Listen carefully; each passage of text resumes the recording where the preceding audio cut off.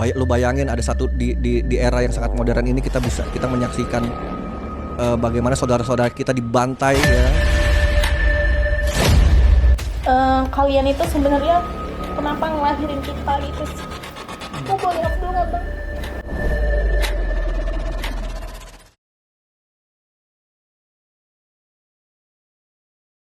Halo, saya dengan Jane. Usahanya namanya Casagrata. Kita adalah brand yang membuat healthy snacks yang gluten free, vegan, dan juga dipanggang. Kita juga tanpa perasa dan pewarna tambahan. So kita itu ada 2 jenis produk, ada crackers dan juga ada crunchy drop cookies dengan 10 varian rasa. Jadi mau asin, manis, pedes, gurih itu semuanya ada. Jadi yang buat craving tuh bisa deh ganti-ganti. Kita tersedia di lebih dari 20 kota di Indonesia dan 100 partner stores throughout Indonesia juga. Berarti ada berapa variannya? 10? Ada 10. Oh, yang ini semua 10 nih yang ada di sini? Iya benar, ada 10. Oh, oke. Jenisnya 2. Jenisnya 2. Satu crackers, satu cookies. Kalau Numa gimana? Kalau Blooming Seven? Halo, aku Numa dari Blooming Seven. Jadi Blooming Seven itu menyediakan produk-produk healthy harian seperti madu, lemon juice, garlic juice, artisan tea, dan VCO. Itu kita semua mengambil bahan bakunya langsung dari petani lokal Indonesia dari berbagai macam daerah dan semuanya diproses secara organik dan juga healthy. Nah, mantap. Mantap banget ya. Dia tuh punya produk baru apa namanya? Yang gula Stevia. Stevia. Oh iya yang gitaris itu ya. Iya. Stevia.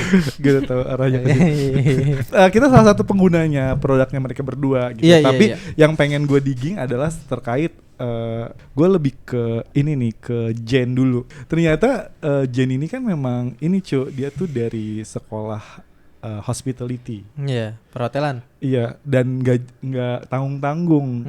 Kalau yang mau the bestnya hospital itu harus ke negaranya langsung. Oh Di iya. Swiss tuh dia belajar. Lu boleh ceritain nggak gimana kalau lu bisa tiba-tiba nyasar dari bisnis dari study di hospitality, terus juga lu ke perhotelan sampai akhirnya lu bisa jadi bisnis ownernya Casagrata. Jadi tuh waktu dulu gue sebenarnya pas mau ngambil perhotelan pun juga bingung gue mau kuliah apa. Kayak gue pengen ngambil, kalau zaman dulu tuh gue tahun berapa sih kuliah? 2011. Itu lu kalau mau ngambil film, ngambil fotografi kan orang tua tuh masih skeptis. Jadi kayak tapi gue nggak mau belajar yang benar-benar belajar banget.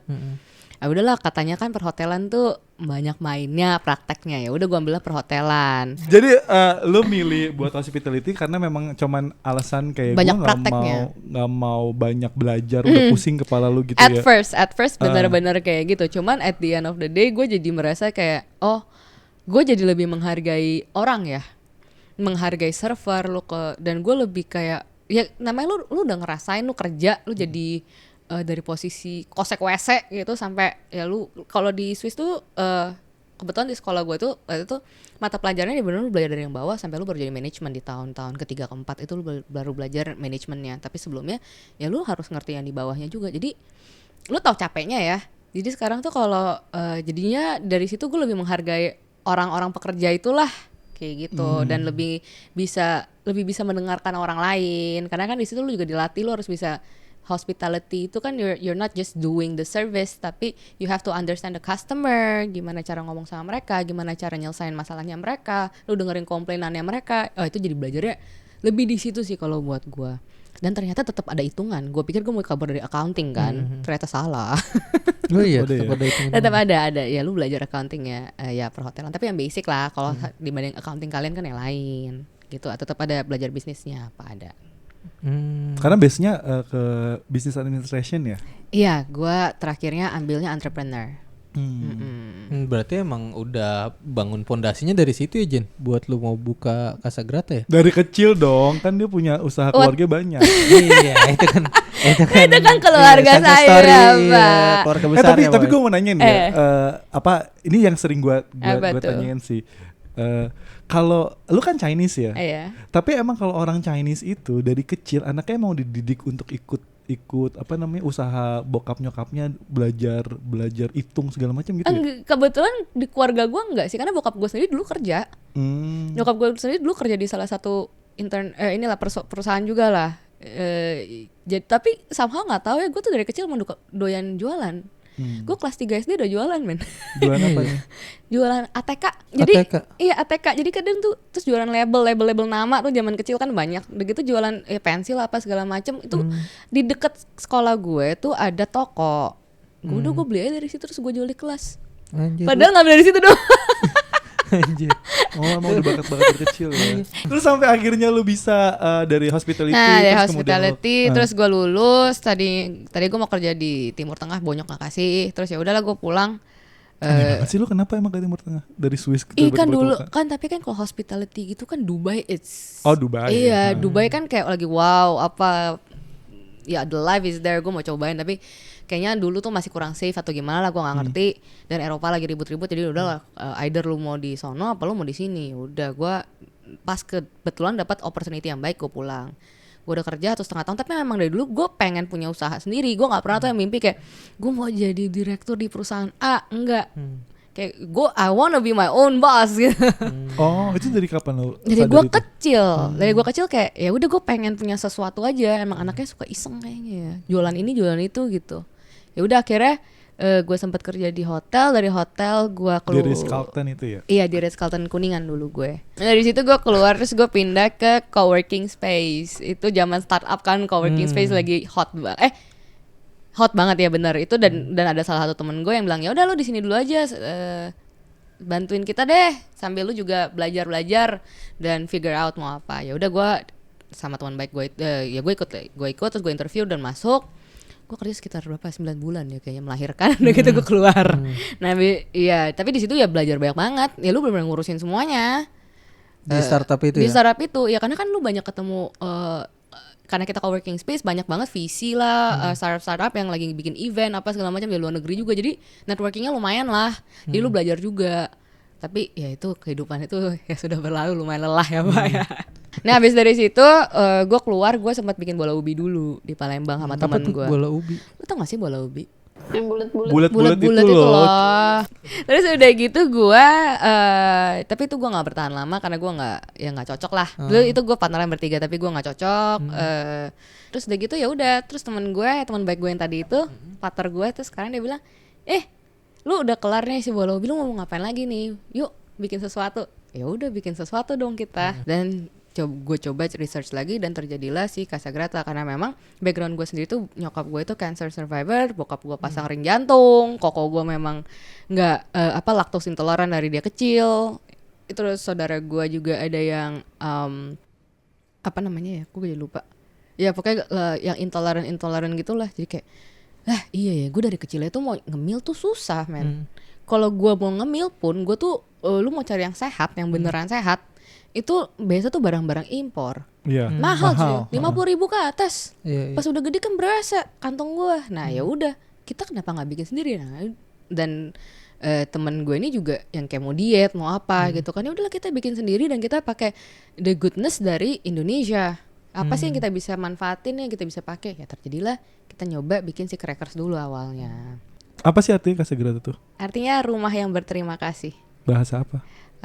Spanyol ya. Ya thankful house. Kenapa artinya itu? Lu pilih itu? Karena we envision a world where semua orang tuh berbahagia dan mereka hidup itu dengan berkesadaran dan mereka berterima kasih atas kehidupannya setiap hari. Nah kita mulai dari snacking, hal yang paling kecil yang kita lakuin tanpa sadar bisa, tapi sekarang lo lebih sadar. Jadi lu bisa merasakan tubuh lu enak, lu berterima kasih sama diri lu, tubuh lu, dan ya hidup lu kan menjadi lebih baik gitu. Oh berarti sebenarnya lu bikin Casagrata itu memang ada reasonnya ya? Karena tadi kayak personal reasonnya karena lu keluarga lu juga ada kanker survival gitu, terus juga bokap lu juga ada penyakit dalam gitu, terus lu kayak emang dituntut untuk makan makanan yang sehat gitu. Iya, karena udah kebiasaan. Karena bener-bener waktu bonyok gua kena sakit itu, kehidupan gua berubahnya tuh 180 derajat cuy. Gimana tuh? Yang tadinya nih every weekend lu tuh bisa cuma 1 minggu gua tuh pergi makan keluar, makan gila-gilaan, makannya macam-macam lah. Tiba-tiba nyokap gua kedetected itu waktu gua SD kelas 5 gue yang tahu ya. Iya kelas 5 kelas 6 lah itu gue lupa.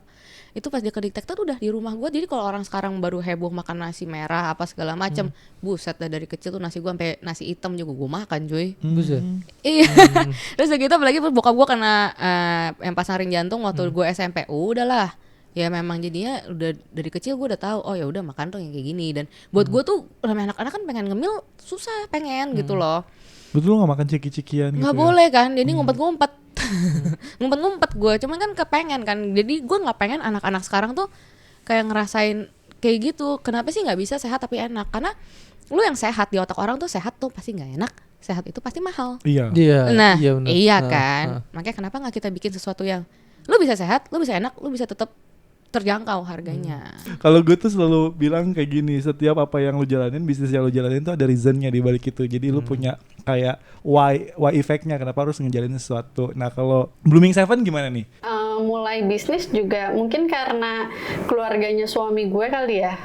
Keluarganya dia tuh lebih ke bisnis yang kecil-kecil kayak catering gitu sih. Nah itu justru yang lebih bisnis banget tuh justru dia. Nah justru gue belajarnya tuh ya dari dia gitu. Dan pertama kalinya Blooming Seven tuh juga idenya dia sih sebenarnya. Idenya dia yang gue ditarik sampai kebablasan sampai sekarang. Mau nggak mau jadi belajar berenang ya. Oh, wow, udah kelep nih. Nah, awalnya tuh pun karena ini, jadi keluarganya dia di Jawa tuh ada yang hobi beternak lebah, dan itu pun nggak dibisnisin. Benar-benar hasil ternaknya itu dikirimin ke kita semua keluarga-keluarganya di Jakarta. Kan waktu COVID ya, si Blooming Seven itu muncul idenya. Jadi waktu itu munculnya pun gara-gara ini. Kalian pasti ngerasain juga ya tren COVID waktu berarti COVID. 2020 ya? Tahun 2020. Tahun 2020 tuh pasti kan kalian juga ngerasain ya tren yang mana kita semua tuh di lockdown, kita semua di rumah, terus sama teman-teman tuh kirim-kiriman makanan gitu. Oh si A sakit nih, kirimin makanan. Oh si A kena ini, kirimin makanan, gantungin di sini gitu kan. Sayangnya tuh karena semuanya ngirimin makanan, banyak makanan basi. Dan itu pun terjadi juga sama teman-teman gue yang lainnya. Akhirnya tuh mulai di situ kepikiran, ini mau ngirimin teman-teman, ngirimin apa ya yang nggak cepet basi tapi manfaat gitu. Akhirnya ya udah nengok ke dapur, itu ada madu 5 liter gitu ya, 1 jerigen. Kayak ini madu kita juga nggak bisa ngabisin karena tiap bulan dikirimin tuh bisa 10 sampai 15 liter. Ya udah iseng-iseng deh, buka deh e-commerce. Ini kalau dibotolin lucu-lucu kayaknya menarik nih gitu. Ya udah cari botol-botol lucu aja, terus kirimin ke teman-teman, dan dari situ tuh baru feedbacknya bagus. Kayak ada yang nanya ini madu dari mana, apa, terus ya udah jadilah Blooming Seven rohaninya seperti sekarang. Tapi ini gue mau diskusi ke kalian sih sebenarnya. Kayak menurut gue itu kayak nama itu penting gitu loh buat gue ya, buat lo menamakan siapa anak lo kah atau nama usaha lo gitu. Dan menurut lo nama untuk usaha memang sepenting itu kah gitu? Kalau buat gue kembali ke orangnya masing-masing ya. Cuma iya kan tergantung, gue nggak bisa, yang perspektif gue nggak sama orang lain. Tapi kalau buat gue sendiri, iya nama yang kayak lu bilang, nama itu adalah doa sih. Apa yang kita doakan, dan nggak, ya kalau menurut dia anaknya itu menjadi doanya ya kenapa enggak gitu. Balik ke orangnya sih. Nggak masalah ya. Iya suka-suka. Suka-suka ya. Kalau lu gimana?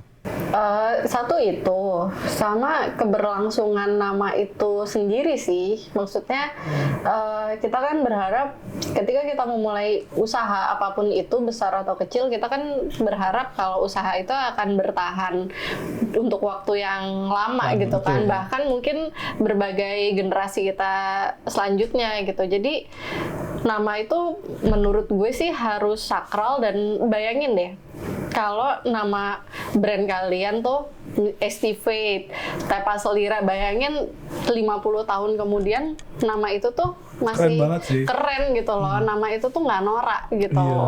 Oke, gue sekarang mau masuk ke ini, ke bisnis. Tadi kan kalau lu kan sebenarnya ada reason, gue ngeliatnya karena memang lu ada backstory soal yang namanya personal life, dan lu ngerasa bahwa ini ada peluang nih untuk menciptakan sebuah produk yang sebenarnya lebih murah dan lu ciptain sendiri dan rasanya juga enak gitu kan, antitesa dari yang pikiran orang selama ini. Nah kalau lu sendiri kan lebih kayak lu ngeliat peluang bahwa lu sebenarnya ada stok yang begitu banyak yang sebenarnya itu buat lo konsumsi tapi sebenarnya over, dan lo bisa jual itu juga gitu kan. Pasar di makanan sehat itu sebenarnya sejauh apa sih, sebesar apa sih market size-nya gitu, sehingga itu jadi seksi buat para business owner yang baru untuk jump in gitu. Dan itu seluas apa, dan trennya itu sepemahaman orang itu udah seluas apa sih soal makanan sehat gitu. Karena gue aja sampai sekarang tuh masih berpikiran bahwa gue kalau beli snacknya Casagrata itu pasti mahal gak sih?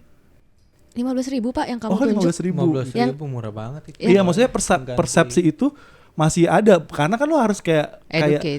kayak lu mengedukasi Yes. kan, karena orang kalau udah denger itu makanan sehat apa sih mahal gitu loh, kayak Iya. gitu kan. Iya.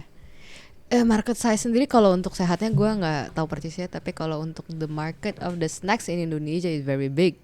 It's around 3.2 billion Oh, ya? US dollar. Yes, it's Itu buat snacknya ya. snack ya. Gua nggak ngomongin yang lain, tapi ini baru snacking karena kan gue di snack. Dan sekarang ini kalau lu lihat, apalagi habis COVID, pas gue mulai 2018 susah banget educate orang. Kalau gue pergi ke kalau kita open booth di yang kayak normal gitu, orang pasti nanya, apa tuh gluten free? Apaan tuh ini? Vegan kenapa? Apa yang bikin sehat? Yang kayak gitu-gitu loh. Cuman kalau sekarang apalagi ya gue agak berterima kasih sedikit sama COVID. Jadi orang-orang tuh jauh lebih teredukasi. Sekarang Udah mulai aware ya buat orang udah aware Ada semua. hikmahnya juga ya. Nah itu dia. Jadi sekarang nggak sesulit itu untuk educate. Tapi kayak lu bisa lihat lah berapa banyak bisnis yang bertumbuhan yang sekarang brand makanan sehat tuh udah banyak banget.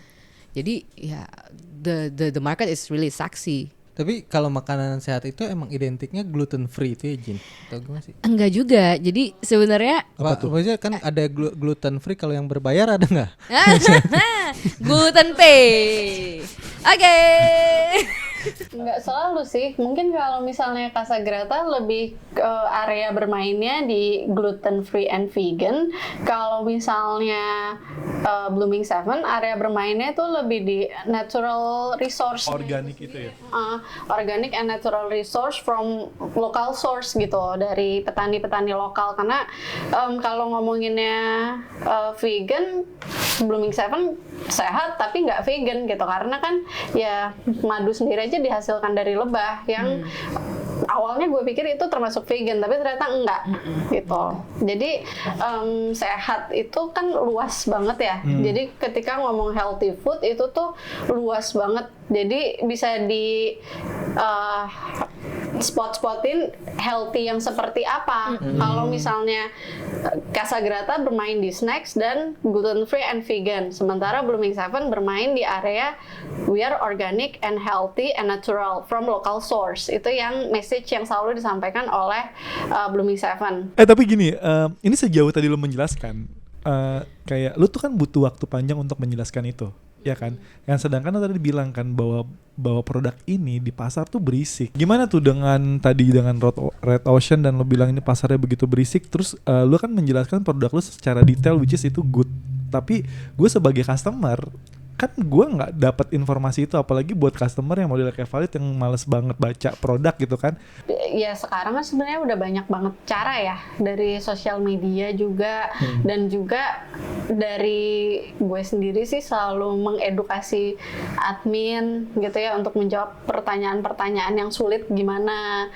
Dan intinya gue sendiri pun juga terus belajar sih untuk produk natural tuh seperti apa, kandungan ini tuh apa, kandungan itu pun apa. Jadi sambil guenya belajar, sambil gue juga mengedukasi dengan cara-cara yang bisa sekarang, dengan bikin konten, dengan ya marketing di sosial media ya. Ya terus juga ikut-ikut podcast dan lain-lain. Itu sebenarnya salah satu cara untuk mengedukasi juga gitu. Kalau lu gimana tuh Casagrata? Kurang lebih hampir sama ya, konten juga sosial media, terus kayak gitu ya offline bazaar segala macam, kita kan sering tuh. Terus collab juga sama brand-brand lain apa. Ya dengan kayak gitu sih sebenarnya lebih caranya. Once lo masuk ke dunia retail gitu kan ya, apalagi snack kan ribuan snack kan tuh banyak banget kan. Iya. Ya, apalagi madu gitu kan. Maksudnya orang kan mengkonsumsi madu kan kayak nggak tiap hari gak sih? Maksudnya kayak setiap ke supermarket pasti selalu beli madu kan, enggak gitu kan ya. Itu tuh tantangannya gimana ya biar produk-produk teman-teman lokal brand kayak gini itu bisa jadi kayak top of mind gitu loh. Orang kedatang ke sana udah gue pasti nyari Casagrata gitu loh. Kalau misalnya nanya makanan snack sehat apa sih gitu di 3 top of mind lo gitu, apa Casagrata gitu. Kalau madu apa sih gitu. Kalau lu ngeliat tantangannya gimana dan gimana kalian tuh bisa achieve punya top of mind itu? Kalau misalnya dari Blooming Seven sendiri ya, jadi pada waktu kita kan pertama kali jualan itu kan waktu COVID tuh. Nah, somehow waktu COVID itu penjualan tuh kayak baru pertama kali jualan, tapi kayak omset seminggu tuh bisa 20-30 kan seneng banget ya, dan itu kayak pertama kali banget jualan gitu kan, kayak di situ berpikir kenapa nggak dari dulu aja ya gitu kan. Nah cuma pas masuk masa new normal itu tuh penjualan tuh sempat turun dan statis di situ aja gitu. Dari yang sebulan tuh untuk pertama kali jualan sebulan 50-60 itu kan lumayan banget ya per bulan, dan tiba-tiba tuh turun dan statis di situ aja, dan di situ tuh mulai mikir nih, tapi emang iya bener kalau orang tuh paling beli madu paling banyak tuh sebulan sekali doang loh, habis itu udah nggak beli lagi gitu. Dan di situ kita mulai mikir ini kayaknya kalau misalnya begini terus nih kayaknya bisnisnya nggak akan sustain nih. Terus apa ya yang harus dilakukan gitu, apa yang harus ini. Nah jadi pulang kampung lah kita, ngobrol-ngobrol sama petani di sana, dari yang awalnya cuma punya madu akhirnya kenalan punya, maksudnya Indonesia ini kan kaya banget ya, apapun yang ditanam di tanah Indonesia tuh pasti tumbuh gitu kalau selama sesuai sama iklimnya.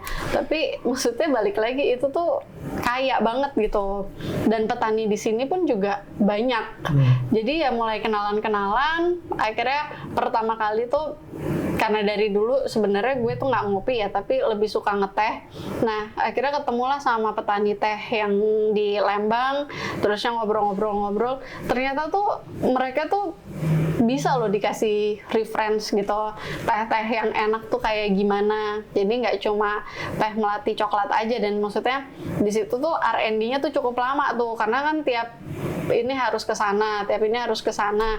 Jadi ya waktu itu akhirnya Blooming Seven ngeluarin Artisanti setelah madu, tapi ya balik lagi ternyata kan pasar teh di Indonesia tuh nggak segitunya untuk teh yang niche ya, nggak segitunya, karena ya udah kemakan sama target marketnya kopi yang besar banget di sini. Jadi teh tuh cukup kurang terdengar lah. Berarti produk lu berarti dari yang tadi awalnya madu terus kemudian berkembang jadi tea, terus kemudian sekarang kayak jus orange gitu sama jamu-jamu gitu. Itu karena buat fulfill lu punya customer biar behaviornya tetap dijalani setiap hari gitu kan. Iya, biar setiap hari tuh ada aja yang dibeli gitu. Itu termasuk salah satu caranya sih, sebenarnya full of trial and error sih. Tapi dari berbagai macam varian itu yang winning produknya apa, Num? Kalau Blooming Seven itu hero produknya adalah madu, terusnya si lemon juice, dan juga sekarang nih yang nggak disangka-sangka akan jadi hero produk kita tuh garlic juice, jus bawang putih tunggal. Tapi gue penasaran ini nih si Jen sama Numa. Gue penasaran tuh kalau di retail kayak gitu, satu toko tuh bisa kejual berapa sih? Berapa produk sih yang kejual di satu retail, satu toko gitu? Tergantung toko apa dulu. Yang paling bagus deh.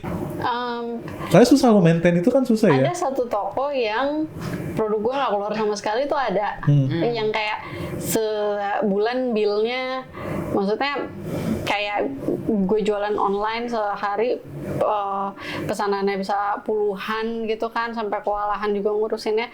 Tapi ada juga satu store yang barang gue bahkan keluar ngasih bill sebulan cuma 130.000, kan sedih juga ya. Itu di mana tuh? Iya, masa disebut. Waduh, agak sensitif kalau yang gitu ya. Kalau Casagrata gimana? Yang paling bagus tuh di mana sih perjualannya? Sama sih. Hah? Sama sih, kita yang paling bagus juga di toko-toko yang langsung targeted, yang small stores. Kita bilangnya kalau di Casagrata kita sebutnya boutique stores. Oh, jadi bukan kayak food hall gitu? Enggak, tentu saja. Mereka itu ya jadi marketing kita, jadi branding kita. Karena ke situ orang banyak. Kenapa nggak kayak ke Alfa gitu-gitu nggak sih? Nggak ya? Kayaknya kalau untuk Blooming Seven belum sih, saat ini belum, karena secara range harga pun gitu ya, kalau misalnya ke Alfa mau beli madu kayaknya juga males gitu ngeluarin harga 80.000, 100.000 gitu, meskipun produk yang dibeli adalah madu. Jadi kayaknya sih belum sih untuk ke sana. The lowest point dari hidup lu tuh selama ngejalanin bisnis apa? Gue berapa kali sih actually gue bilang ke nyokap gue sampai kayak I can't do this anymore. I don't think I'm capable. I think I'm done gitu, kayak aduh gue mau nyerah aja deh, kayak this is too hard. I'm really done. Dulu tuh gue pernah pas awal-awal banget ya namanya lagi nggak punya duit lagi, baru awal-awal duit masih cekak banget, terus kita sempat beli mesin. Itu gue ketepu men beli mesin. Oh ya? Oh shit, it was Nominalnya berapa? Berapa ratus juta? Waduh, gila. Dan maksudnya I'm very thankful for my partners ya. Mereka tuh nggak ada yang nyalahin gue. Waktu dulu gue masih sama Iren, sama gue pernah punya ex partner, itu juga it doesn't work out. Itu dia nggak pernah nyalahin gue sama sekali. Dia encourage gue. It's okay Jane. It was the best thing that you can do at that time and it's okay. Digituin gue malah makin anjing, gue goblok banget. Kenapa udah gue kagak bisa bikin, kayak udah penjualannya masih gitu-gitu aja. Kita masih tempat masih, aduh ini tempat juga kok kayaknya gue renov buang-buang duit banget, kayak ini sales nggak naik, ini jelek, ketipu. Wah anjing goblok banget lu, jadi lu si apa si goblok gitu loh, kayak parah sih itu. Ya tapi ya untung gue punya partner yang segitunya, ya gue dibantu juga, jadi kayak I got better, tapi rasa bersalah itu belum hilang, tetap carry on. The business is doing good, tapi ada juga masalah datang lagi, mulai lagi kayak capek banget, mau menyerah itu lumayan. Sampai tahun berapa ya gue terakhir gue bilang gue mau nyerah, di tahun 2022. Yang kocaknya itu setiap kali gue bilang gue mau nyerah itu kayak dikasih jawaban sama Tuhan aja, tiba-tiba cetung ada yang pesen 200. Hah? Dari mana? Kenal aja kagak. Itu literally gue baru bilang sama nyokap gue lagi di flight, gue ingat banget itu, gue lagi flight ke Bali sendirian. Gue bilang sama nyokap gue udah capek banget, gue bener-bener I'm done, gue mau kabur dulu, gue capek, gue udah nggak tahu deh, kayak mati aja nggak guna gitu kan. Begitu gue mendarat, gue buka handphone, diteleponin dari kantor, kak ada yang mau pesen 200 kak. Hah? Dari mana?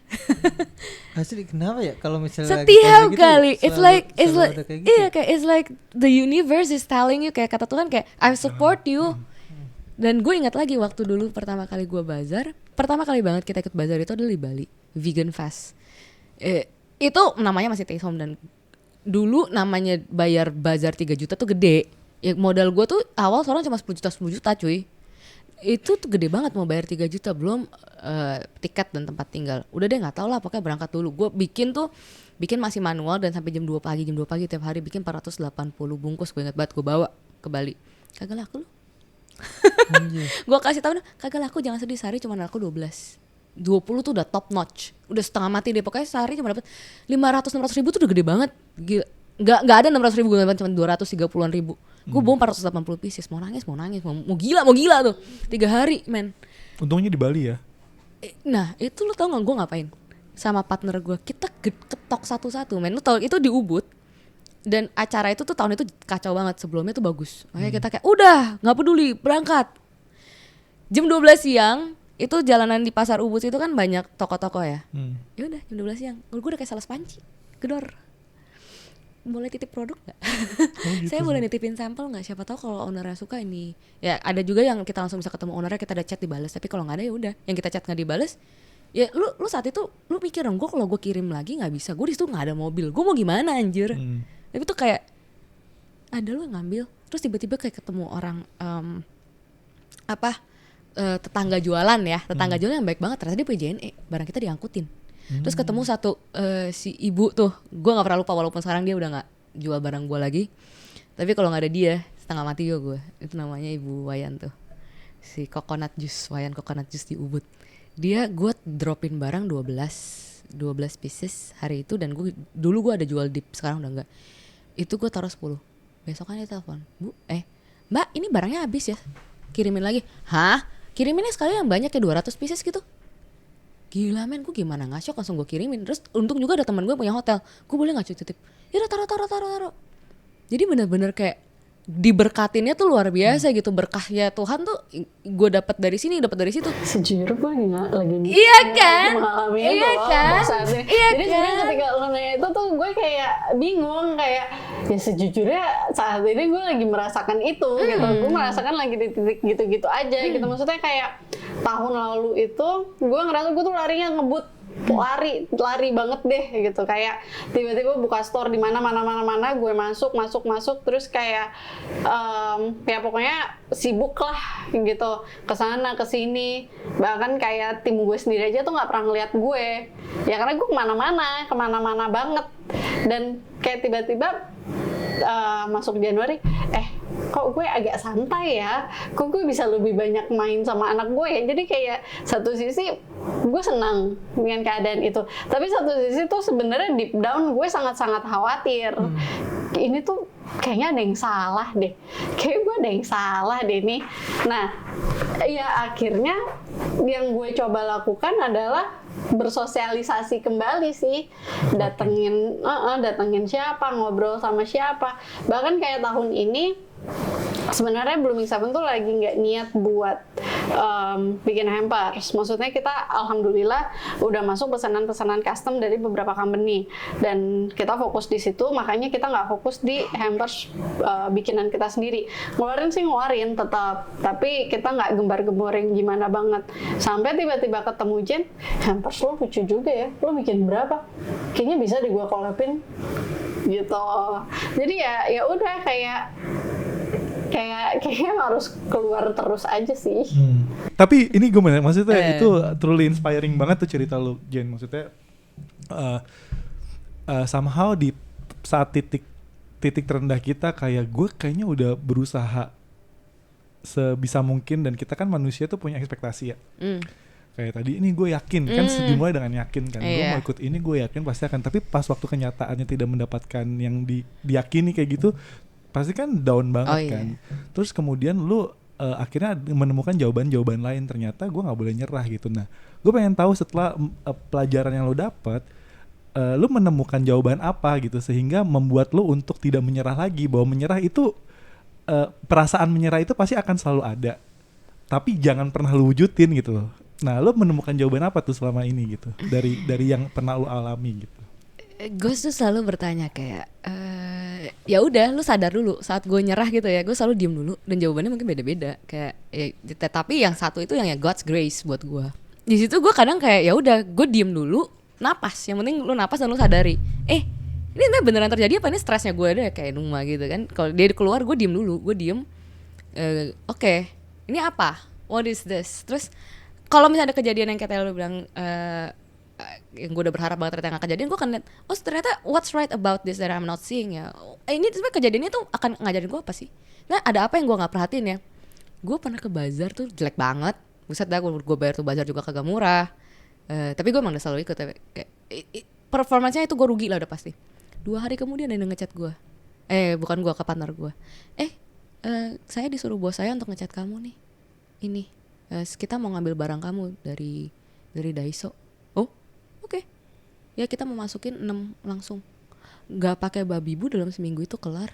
Invoice langsung turun, langsung dibayar, langsung gue kirim. Itu taunya dari mana? Dari tempat itu.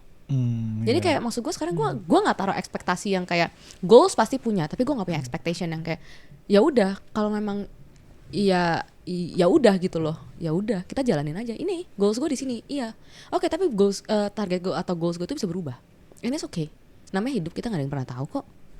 Iya, kalau buat gue jadinya kayak ya udah, dan remember to be grateful. Kalau gue kalau lu bilang lowest ya every day there's always a lowest, a new low gitu. Ada new low. Makanya kayak what low do you want no? Kayak kan kayak ya udah ya gitu-gitu aja ada, ya nikmatin aja. Iya, makanya kan gue selalu bilang kan jadi business owner itu kayak jalan neraka ya. Tadi lu bilang setiap hari itu the lowest point gitu. Yang tugas kita sebenarnya kita lakukan adalah bertahan aja gitu. Things will pass. Not every day you're gonna cry juga. Ya apa kalau bahasa lu apa sih waktu itu pohon-pohon? Masalah dan lowest point itu kan bisa dari apapun ya. Ya bisa ya dari produk, bisa dari klien, bisa dari tim kita sendiri, bahkan bisa dari diri sendiri gitu. Dan ketika menemukan masalah sih ya udahlah, hembuskan nafas. I'm a big tree, it's just a little wind. I'm a big tree, it's just a little wind. Jadi kayak itu terus sih yang gue puter di otak. Jadi kayak ya udah, diem sebentar, tapi habis itu cus gerak, selesain masalahnya. Tapi lu kenapa sih menganggap entrepreneur itu jalan neraka? Seakan-akan kayak lu bakalan tersiksa banget lo di ini. Tapi siksa, maksudnya tersiksanya tapi menyenangkan gitu loh. Maksudnya yang selalu gue bilang kan, once lu kayak jatuh, lu bisa gimana ya? Ketika lu bisa ngerasain happy itu saat lu ngerasain sedih dan sakitnya gitu. Makanya kenapa gue bilang jarang jalan neraka, ketika lu pernah ngerasain neraka, lu bisa ngerasain. Lu pernah ngerasain neraka? Gue nggak mau pakai sedihnya, gue mau bahagianya aja boleh nggak? Semua pasti mau gitu. Iya. Cuma yang tadi gue ceritain kan, setiap true. hari pasti ada selalu kejadian yang makanya gue baru dapat perspektif dari kalian nih, kayak setiap hari dan momen-momen gitu-gitu aja tuh selalu ada. Dan gue nggak tahu, yang gue rasain adalah ketika kita menjadi business owner, opsi menyerah itu ada dan mudah, tapi nggak pernah kita ambil karena yang kita pikirin tuh bukan cuman soal kita dan keluarga kita, tapi keluarga banyak orang gitu. Dan itu yang selalu bikin gue jadi melo nih, bikin gue sedih itu adalah kayak ketika gue lagi gitu-gitu aja dan gue tuh ngerasa bahwa di sini tuh banyak orang yang menggantungkan hidupnya sama kita semua nih. Kalau gue nyerah, terus gimana gitu. Dan satu kata yang gue cuman bilang adalah, kalau udah kayak gitu ya udah gitu-gitu aja. Ya Allah tolong saya. Gue cuman gitu, ya Allah tolong saya. Ya itu ya untungnya kita sebagai orang Indonesia juga ya, kita di shape untuk punya satu kepercayaan. Tapi iya ya, maksudnya gue nggak pernah kepikiran itu. Kalau kita kan memang ada kepercayaan yang kita pegang. Kalau yang di negara-negara yang freedom itu apa yang mereka jaga ya? They don't believe ada higher power kan. Jadi once lu down, lu mau ngapain? Lu mau pegangan sama siapa? Itu tuh beratnya tuh. Untungnya kita ada satu yang ya udah, saat kita di bawah kita percaya kok kalau Tuhan bakal tolongin kita. Ini pertanyaan gue berikutnya, setelah kita turun ke bawah, kita sekarang naik ke atas. Achievement paling besar yang lo bikin lo kalau lo bayangin pas waktu malam lo selalu senyum-senyum dan itu jadi semangat lo untuk nggak memilih nyerah, itu apa? Every day there's a new low, tapi juga every day there's new achievement gitu. Sesimpel ketika gue di sela-sela lagi ngurusin tim ini itu segala macam, tim gue juga sibuk ngurusin produksi dan lain-lain. Sesimpel kita ingat hari Jumat kita bisa menyisikan untuk Jumat Berkah atas nama Blooming Seven bareng-bareng satu tim. Menurut gue itu juga sebuah achievement gitu. Jadi ya achievement kan nggak perlu yang besar dan gimana, cuma manfaatnya tuh seperti apa gitu, dan cita-citanya juga seperti apa gitu. Highest point gue nggak mungkin, belum sampai highest. Every day there's always a new high. Kalau untuk saat ini ya sama juga sih sebenarnya. Actually yang tadi gue kepikiran tuh adalah my team. Mereka tuh luar biasa ya. Kayak supervisor manager gue ini satu, she loves the company like she owns it. Wah itu gila sih. Itu bikin gue sama partner gue tuh kayak, gila men, dia tuh sesayang itu loh, dan dia bisa ngebelainnya tuh segitunya. Gue sekarang gue mau pergi, gue tinggal, gue di sini jalan aman sama dia semuanya. I'm very proud of her and I'm very proud of my team.